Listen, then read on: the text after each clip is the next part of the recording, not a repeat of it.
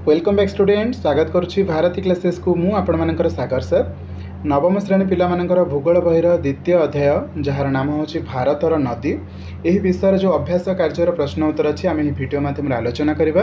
तो भिडियोटी को निहाती भाव शेष पर्यंत देखिए। जदि चैनल नुआ अच्छा चैनल को सब्सक्राइब करना तो सर्वप्रथम चैनल को सब्सक्राइब करनी एंड निज सांग मान सहित भिडियो को शेयर करनी।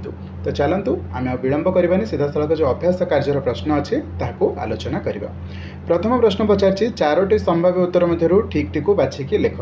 प्रथम प्रश्न कहला क्यों नदीटी आरब सागर में पड़ी अच्छी मध्य क्यों नदीटी आरब सागर में पड़ी अच्छी ना नर्मदा नदीटी आपण मानकर आरब सागर में पड़ी अच्छी। क्लियर अच्छी आरब सागर माने बुझीपार तो आमर यपट साइड जो सागरटा एपटे आम ओडिशा पट साइड जोटा यहाँ आम बंगोपसागर कहूँ एंड दक्षिण में जोटा रोचे आमर सेटा भारत महासागर। परवर्ती प्रश्न को चलतु। तो यहाँ होगा आपण मानकर नर्मदा। द्वितीय प्रश्न निम्नलिखित क्यों ह्रदटी उत्तराखंड में अवस्थित अटे यार उत्तर होची नैनीताल। नैनीताल ह्रदटी आमर उत्तराखंड में अवस्थित अटे। तृतीय प्रश्न क्यों नदीटी एक ग्रस्त उपत्यका मध्य दे प्रवाहित हेउअछि तो मान भर उत्तर हम ताप्ती। क्यों नदीटी ग्रस्त उपत्यका मध्य देकी प्रवाहित होउछि ताप्ती नदी। परवर्ती प्रश्न को जा 4 नंबर प्रश्न कौन पचार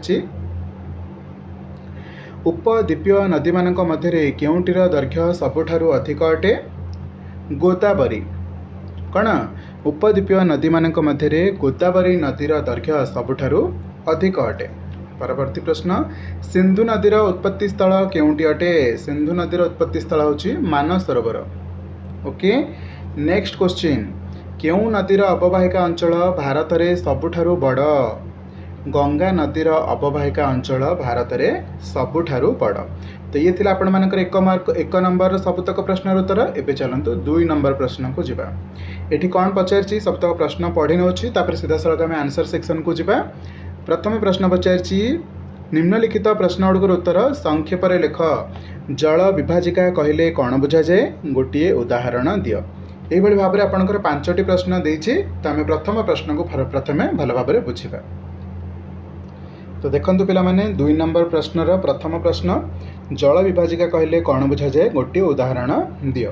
तो उत्तर लिखा पहाड़ पर्वत किंबा कौन से एक उच्च भूमि दुईटी अववाहिका अंचल को पृथक करुथिले सेही उच्च भूमि को जल विभाजिका कहा जाए।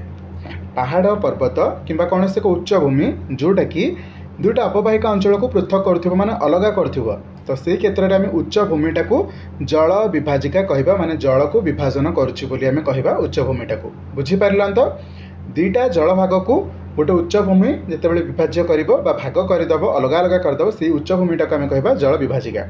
पश्चिम घाट पर्वतमाला और हिमालय पर्वत श्रेणी दुईटी जल विभाजिकार उदाहरण अटे।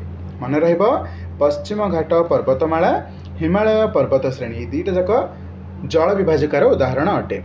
द्वितीय प्रश्न को जिबा। गंगा नदी और जमुना नदी केउठी उत्पत्ति लाभ करिसेंती। गंगा नदी भागीरथी नाम हिमालयर गोमुख नामक स्थान में गंगोत्री तुषार स्रोतरु उत्पत्ति लाभ करिछि। सेपरि देवप्रयाग ठारे अलकानंदा नदी सहित मिलित होला परे यह गंगा नदी नाम धारण करिछि। जमुना नदी हिमालय स्थित जमुनोत्री हिमबाहरु उत्पत्ति लाभ करिछि। बुझीपारिल गंगा नदी भागीरथी नाम हिमालयर गोमुख नामक स्थान में गंगोत्री तुषार स्रोतरु उत्पत्ति लाभ करिछि। बुझीपारिल सी से गंगा नदी जितेबाला देवप्रयाग ठारे अलकानंदा सहित मिशुछि सेठी गंगा नदी नाम धारण करुछि। बुझीला प्रथमे सी भागीरथी नाम आसुछि अलकानंदा ठारे अलकानंदा नदी सहित जितेबाला से देवप्रयाग ठारे मिशुछि सेठी तार नाम हो जाउछि गंगा नदी। ओके ठीक से भाई जमुना नदी हिमालय स्थित जमुनोत्री हिमबाहरु उत्पत्ति लाभ करियछि। एबे चलंतु परवर्ती प्रश्न को कौन पचारछि गंगा नदी केउं दुईटी नदीर मिलन द्वारा सृष्टि होइछि एवं केउंठारे। गंगा नदी भागीरथी और अलकानंदा नदी दुईटीर मिलन द्वारा देवप्रयाग ठारे सृष्टि होइछि। किछि समय पूर्व आलोचना कले तीर्थयात्रे ब्रह्मपुत्रर गतिपथ अधिक हेले मध्य काहेकि कम परिमाणर पट्टु बहन करे। यार उत्तर लिखा तीर्थयात्रे ब्रह्मपुत्र नदीर गतिपथ अधिक हेले हें एठारे खूब कम जल प्रवाहित हुए कारण यह एक ठंडा एवं शुष्क अंचल अटे। कम जल प्रवाहित होउथिबारु एठारे ब्रह्मपुत्र नदी कम परिमाण रे पट्टु बहन करिथाए। बुझिहेला। परवर्ती प्रश्न को चलନ୍ତୁ।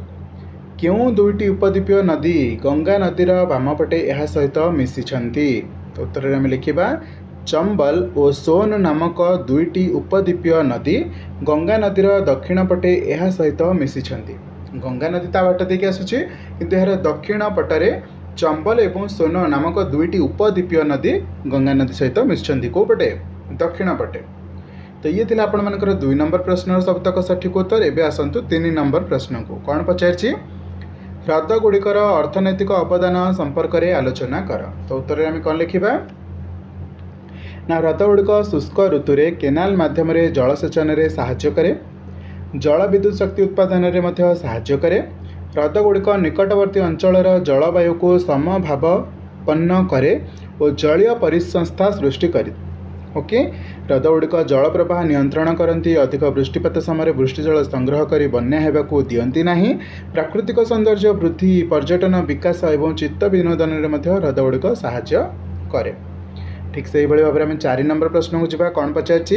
हिमालय बाहरी उपद्वीपीय नदी गुड़िक मध्य उल्लेखनीय पार्थक्य गुड़िक संबंध में आलोचना कर। तो उत्तर लिखा आम ये गोटे पट साइड्रे आम लिखिदबा हिमालय बाहरी नदी, आ गोटे पट साइड्रे आम लिखा उपद्वीपीय नदी। तो आंसर लिखा एवं पार्थक्य करके आम हिमालय बाहरी नदी गुड़िक विभिन्न तुषार स्रोतर उत्पत्ति लाभ करिसेंति, तेणु सेगुड़िक चिरस्रोता माने वर्ष सारा जल देवे। ग्रीष्म ऋतु में बरफ तरली गुड़िकर जल प्रवाह हुए। गंगा, सिंधु, ब्रह्मपुत्र प्रभृति हिमालय बाहरी नदी उत्तर भारतर प्रधान नदी अटंती। यही नदी गुड़िक सुदीर्घी एवं गभीर अटे। यह नदी गुड़िकर स्रोत धीर अटे। ठीक से भाई उपद्वीपीय नदी क्या कहुए ना उपद्वीपीय नदी गुड़िक दाक्षिणात्य मालभूमिर विभिन्न पर्वतमालू उत्पत्ति लाभ करिसेंति। कोठु कहली? दाक्षिणात्य मालभूमिर विभिन्न पर्वतमालू उत्पन्न करिसेंति, तेणु सेगुड़िक वृष्टिपुष्ट। एगुड़िक ग्रीष्म ऋतु में शुष्क थाए, माने एगुड़ाक केवल वर्षा हेले ही जल आसो, जो खरा दिन आसीज शुखिला पड़ो। गोदावरी, महानदी, कृष्णा, नर्मदा और कावेरी प्रभृति उपद्वीपीय नदी दक्षिण भारतर प्रधान नदी अटंती। यही नदी गुड़िक नाती दीर्घ एवं अगभीर अटंती। यही नदी गुड़िकर स्रोत प्रखर थाए। जितेबले वर्षा हम से पानी रही ना, तो से वर्षा जल जो बहुत जोर स्रोत हो। बुझीपार? नेक्स्ट क्वेश्चन 5 नंबर प्रश्न कौन पचारछि? उपद्वीपीय पश्चिम वाहिनी और पूर्व वाहिनी नदी मध्य तुलना कर। तो उपद्वीपीय नदी जदि आम पश्चिम भाग देखा और पूर्व भाग देखा क्यों भाव में पार्थक्य करवा ना उपद्वीपीय पश्चिम वाहिनी नदी। उपद्वीपीय पश्चिम वाहिनी नदी गुड़िक मध्य नर्मदा, ताप्ती, साबरमती, माही और पेरियार आदि प्रधान अटंती। एगुड़िक आरब सागर में पड़ती। नर्मदा और ताप्ती व्यतीत अन्य नदी गुड़िक कम दैर्घ्य विशिष्ट अटंती। ये नदी गुड़िकर मुहाण जुआरिया होइथिबारु त्रिकोण भूमि सृष्टि होई न थाए। ओके। ठीक से भाई उपद्वीपीय पूर्व वाहिनी नदी जोटा आमर ओडिशा, आंध्र प्रदेश एंड एपट तमिलनाडु एपट साइड्रे आसिक बंगोपसागर में मिशिछन्ति, से ना लिखा। उपद्वीपीय पूर्व वाहिनी नदी गुड़िक मध्य गोदावरी, कृष्णा, कावेरी, महानदी, सुवर्णरेखा, बुढ़ाबलंग, ब्राह्मणी, बैतरणी और ऋषिकुल्या आदि प्रधान अटंती। एगुड़िक बंगोपसागर में पड़ती। यही नदी गुड़िक पश्चिम वाहिनी नदी गुड़िक अपेक्षा अधिक दीर्घ अटंती। यही नदी गुड़िकर मुहाण त्रिकोण भूमि सृष्टि होता है। बुझीपार? क्लियर हो गला उपद्वीपीय पश्चिम वाहिनी उपद्वीपीय पूर्व वाहिनी नदी विषय। चलतु 6 नंबर प्रश्न को जावा। और यहाँ आपर बहिर अभ्यास कार्यर शेष प्रश्न। देशर अर्थनैतिक विकास पई नदीर भूमिका कहीं गुरुत्वपूर्ण अटे। तो उत्तर में आम लिखा मानव सभ्यतार अभ्युदय और विकास में नदी गुड़िकर भूमिका अत्यंत गुरुत्वपूर्ण अटे। नदीर जल एक मौलिक प्राकृतिक संबल और मनुष्यर बहु काम लगे, तेणु नदी उपत्यका गुड़िक मानव सभ्यतार एंतुड़ीशाला कहुए। बुझीपार? नदीर उपत्यका को मानव सभ्यतार एंतुड़ीशाला कहुए। नदी गुड़िक जलसेचन, नौ परिवहन, नौका विहार, जल विद्युत शक्ति उत्पादन आदि कार्य व्यवहृत होता है। जीविकार्जनर अन्य एक पंथा भाव मत्स्य ग्रहण माने माछ धरिबा और धारण एवं शिल्पायन पाई मध्य यह साहाय्य करे। कहीं शिल्प क्षेत्र में सबुठ जदि मूल कंचामाल आम जदि कहबा सेटा को आम पानी बोली कही थाउ जल बोली कही थाउ जोठी जलर सुविधा नाही सेठी माने कौन सी कलकारखाना बसी पारिबो नाही। तो शिल्पायन पई आपन को अति कम रे निहाती भाबरे आग जल ही दरकार होता है। तो नदी पाखापाखि एरिया रे देखिथिबो प्राय शिल्पायन होता है। भारत भली कृषि प्रधान देश पई एहार भूमिका गुरुत्वपूर्ण अटे। तो ये थिला आपण मानकर भूगोल बहिर द्वितीय अध्याय जार नाम होची भारतर नदी। ये विषय जहाँ भी अभ्यास कार्यर प्रश्न थिला आम सबुतकर उत्तर आलोचना कले एंड आई होप आपण मानक विषयटी बहुत बढ़िया लगी एंड यार क्वेश्चन आंसर गुड़िक भी भल भाव अति सरल भाव में बुझीपारे। फिर भी आपण मैंने एति क्वेश्चन सहित लिमिटेड होकर रही ये तो आपंकर बही थिला जहाँ क्वेश्चन आंसर आप स्कूल माने डिपोजिट करने आप नोट खातार लिखुं बट फिर भी मुझे आप एग्जाम प्रिपरेशन जदि करुँच तो निहाती भाव एक्स्ट्रा क्वेश्चन प्रिपरेशन करूँ बोथ ऑब्जेक्टिव एंड सब्जेक्टिव।